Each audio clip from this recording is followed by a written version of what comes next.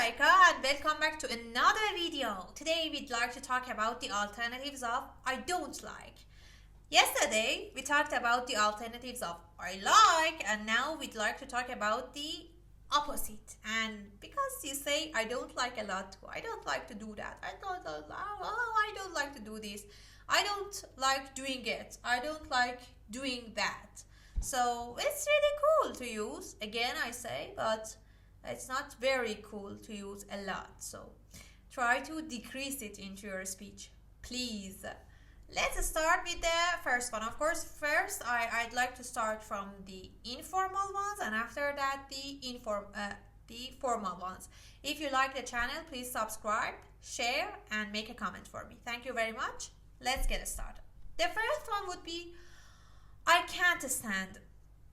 I can't stand means I hate it. It is a strong dislike.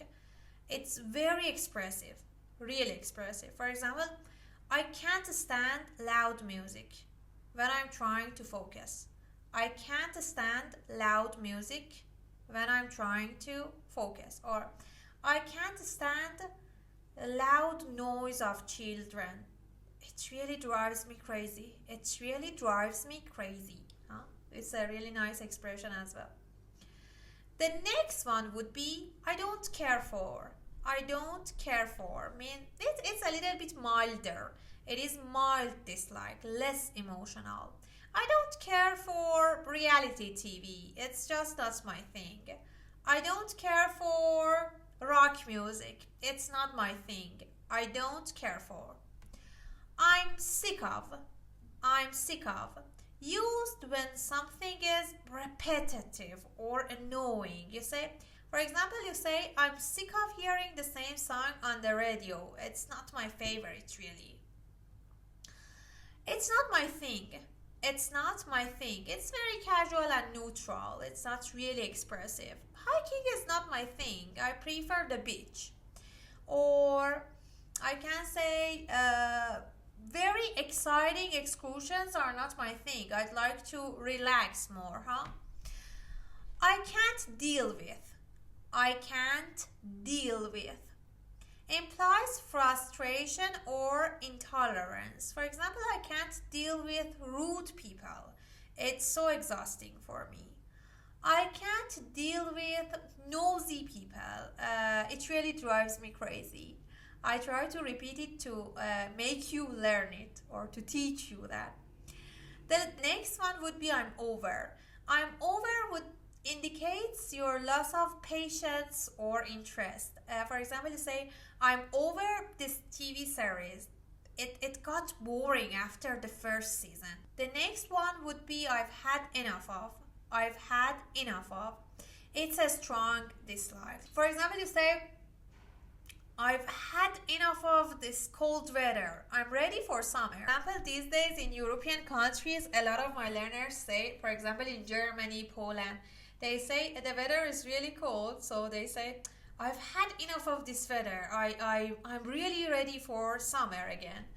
And you can use two other alternatives in terms of the informal ones, which are I'm not a big fan of. Of course, in the last lesson, yesterday, I said I'm a fan of or I'm a big fan of.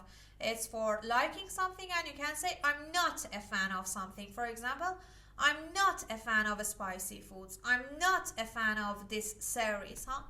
Even you can make all of the yesterday alternatives negative too. For example, I'm not a big fan of. I'm not into. I'm not into something.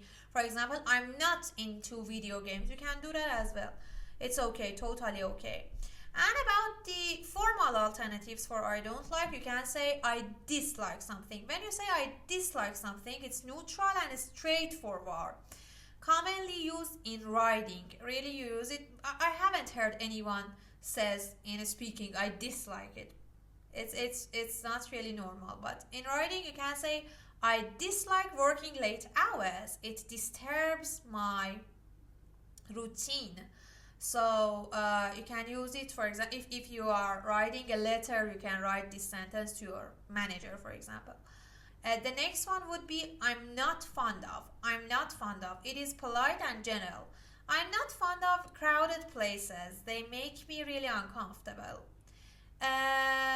Or I detest. I detest. It is strong, formal, and we don't use it in speaking. Shows intense dislike. Totally, we don't use most of them in speaking. Mostly we use it, of course, we use formal in writing rather than speaking. For example, I detest dishonesty in any form. I detest dishonesty in any forms. And the next one would be I have no taste for. It's rare, formal, and specific to interests or preferences. I have no taste for modern art. It doesn't appeal to me. I'm opposed to. I'm opposed to. Or some people say I'm opposed. I'm opposed to. I'm opposed to. I'm opposed to is formal, often used for moral or ethical disagreement. Like, I'm opposed to wasting resources. It's irresponsible. I'm opposed to means I disagree with that. It's really beautiful if you use it in your essays for FC, for CAE, CP, IELTS test, for this kind of exam preparations. It's really nice if you use. The next one would be I can't tolerate. It's really strong, formal, often for behaviors. You say, I can't tolerate lateness in professional settings. I can't tolerate. I resent. I resent. It is formal, emotional, implies feeling wronged. I resent being treated unfairly in the workplace. When you say I resent, it means that if a person has a bad behavior with me, I would have a bad behavior too. I mean, you try to resent it. I mean, if a person does something to you, you try to do the same, like in a bad way, negative way. And we have I object to. I object to. It's formal, often used in debates or disagreement. I object to the way this issue is being handled. I object to. And the last one would be I take issue with. I take issue with. Polite, formal, often for disagreements in opinions. I take issue with the assumption that everyone agrees. I take issue with. So please let me know in the comments below which of them would you like the most, and if you can make a sentence with some of them which were new to you, and would you please tell me whether you like these kind of videos or not. So thank you very much for watching me. I love you and take care. Bye bye.